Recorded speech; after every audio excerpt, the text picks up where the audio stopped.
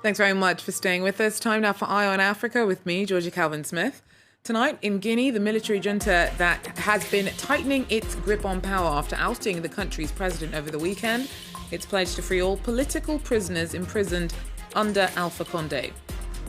Also, Tigrayan forces claim that dozens of people starved to death in the northern Ethiopian region last month because of a food aid blockade by federal authorities. Many of those who reportedly died were in camps for those displaced by conflict that began in Tigray last year. And we take a look at some of the 8 ancient mosques in Ivory Coast that have been recognised for their architectural and historical importance by being added to UNESCO's World Heritage List. The religious buildings are a testament to ancestral know-how and the importance of the 14th century trans-Saharan trade. But first, the military leader behind Mali's coup has said that he will release political detainees imprisoned by ousted President Alpha Condé. The 83-year-old, who was the country's first democratically elected president, had come under fire for growing increasingly authoritarian and triggered protests last year for forcing through a change to the constitution that allowed him to run for a third term. While the junta behind his overthrow over the weekend has already appointed army of officers at the head of the country's provincial regions and said that it will form a new government. Regional bloc ECOWAS is due to meet Wednesday to discuss Guinea's crisis. Jenny Shin tells us more. Following the coup over the weekend that ousted President Alpha Condé, Guinea's military leader Mamadi Doumbouya vowed to form a unity administration after dissolving the government. We want the upcoming transition to be a sign of hope and of a new Guinea, reconciled with itself, with all the sons of the country. The power grab has been welcomed by the country's leading opposition coalition, the FNDC, many of whose members and supporters were arrested under the previous administration. The military junta has since pledged to release all political detainees held under the ousted President Alpha Condé, who himself is currently being held in military detention. The President of the National Council for Recovery and Development instructed the Ministry of Justice today to contact the Prosecutor General's office, the prison administration and the lawyers in order to conduct a thorough analysis of the political prisoners for their release as soon as possible. The routine imprisonment and abuse of opposition figures and critics has been brewing resentment for years in the country. Many were killed during protests against Condé's changes to the constitution, which enabled his controversial third-term victory last year. West African leaders have meanwhile called for Condé's immediate release, threatening sanctions in response to the coup. The regional bloc ECOWAS is set to hold a virtual summit on Wednesday to discuss the crisis. Ethiopian rebels say that at least 150 people starved to death in August in the northern region of Tigray because of food blockades by the government. Around 500,000 people in Tigray are facing famine ever since conflict broke out there last November. Addis Ababa has been insisting that aid is getting through and blamed Tigrayan forces for the humanitarian crisis. The World Food Programme's warned that the emergency is just escalating. Nicolas Chemin has more. This footage of the conflict in Ethiopia's Tigray region was shot by the World Food Programme. Some of their warehouses were looted. The UN says that in Tigray, 5.2 million people, that's 90% of the region's population, urgently need humanitarian assistance. This includes 400,000 people who are facing famine conditions. I couldn't sleep at night and think straight all day thinking about what to feed my kids. I still think about how to provide for my kids. Families who had to abandon their homes because of the fighting describe horrendous situations. The whole journey was in scorching sun, and we were so thirsty it was agonizing. We were forced to drink rainwater from the ground, but that also made us sick. The Tigray forces have accused the government of blocking aid because it fears the food will be given to troops rather than to civilians. The UN says 100 trucks of aid should be entering Tigray each day if the needs of the population were to be met. We don't have any food stocks at the moment to plan with or to distribute. Whatever we have is currently being distributed or has already been distributed. So what we're looking at going forward is a difficult situation for us to keep providing services for our communities here. The conflict erupted last November between the National Ethiopian Army and the TPLF, which controls the Tigray region. The TPLF dominated Ethiopian politics for nearly 3 decades, but says it has been marginalized since Prime Minister Abiy Ahmed came to power in 2018. Since November, thousands have died and more than 2 million people have been forced to flee their homes. Members of Uganda's main opposition party have accused prosecutors of launching a political witch hunt against 2 members who've been charged with 3 counts of murder in connection to a spate of unsolved killings. Prominent MP Mohamed Segirinya and Alan Sewanya deny the accusations. Villagers in the region of Masaka have been terrorized by machete-wielding gangs who police say have killed around 30, mainly elderly people in their homes over the last 2 months. Segirinya and Sewanya belong to the National Unity platform of pop star-turned-politician Bobby Wine, who challenged longtime President Yoweri Museveni in disputed elections in January.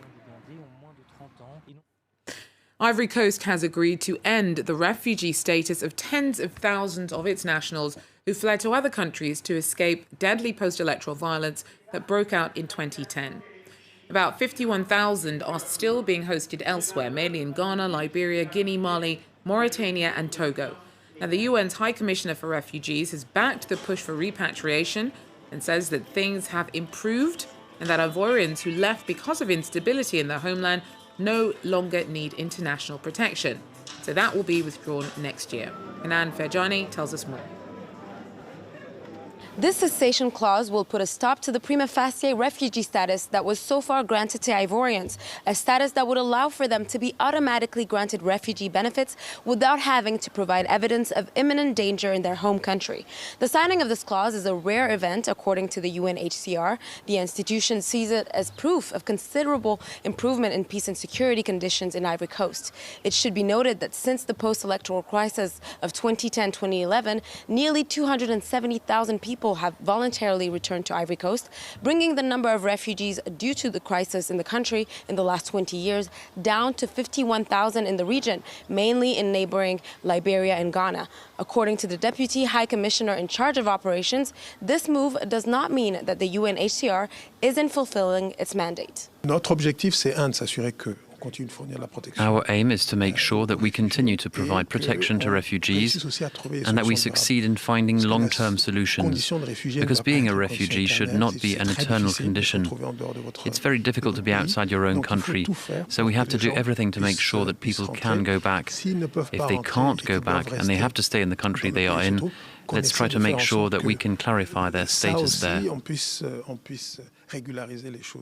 Another goal is to ensure that those who intend to return to Ivory Coast are integrated into a society where national reconciliation has become instrumental to political discourse since the last presidential election. As for the timeline for the end of this refugee status, the UNHCR is planning on completing its individual assessments by the end of June 2022. Hanan Ferjani there for us. Now, 8 Sudanese-style adobe mosques in Ivory Coast have recently been added to the list of UNESCO World Heritage Sites. The centuries-old buildings boast striking architecture that bear testimony to the trans-Saharan trade that was key to the spread of Islamic culture. Samuel Bernard sent us this report. In the Grand Mosque of Kong, Friday's prayer are a weekly routine for the Muslim community.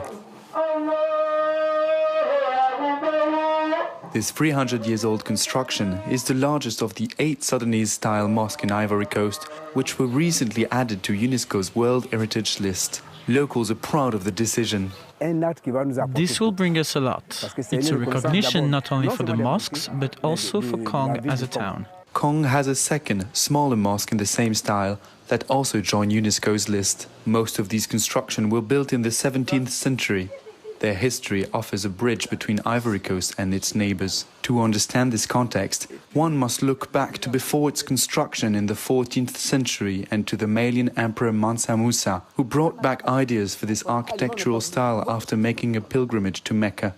L'empereur du Mali est revenu dans son pays The Malian emperor came back to his country with an architect who designed the first archetype of the Sudanese style, which emerged from the 14th century in Mali and, in the 16th century, spread to the north of Ivory Coast.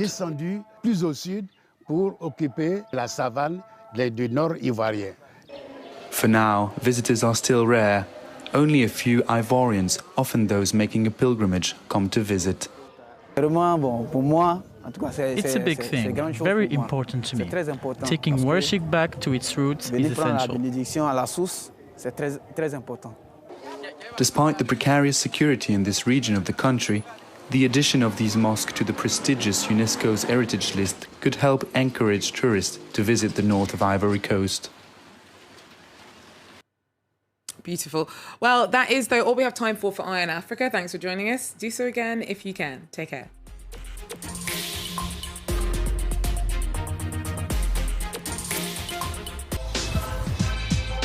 Residents from France's disadvantaged suburbs tell their own stories and take the viewers beyond the usual clichés about the French banlieue.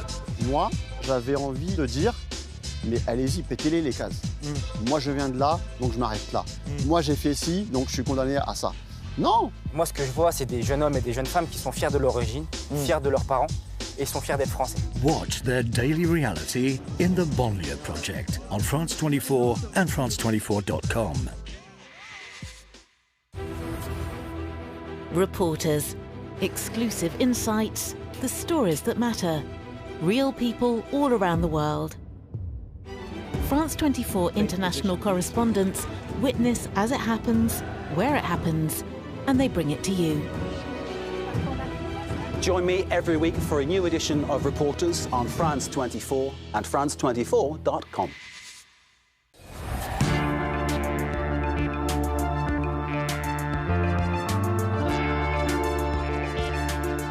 France 24, a different point of view. Liberté, égalité, actualité.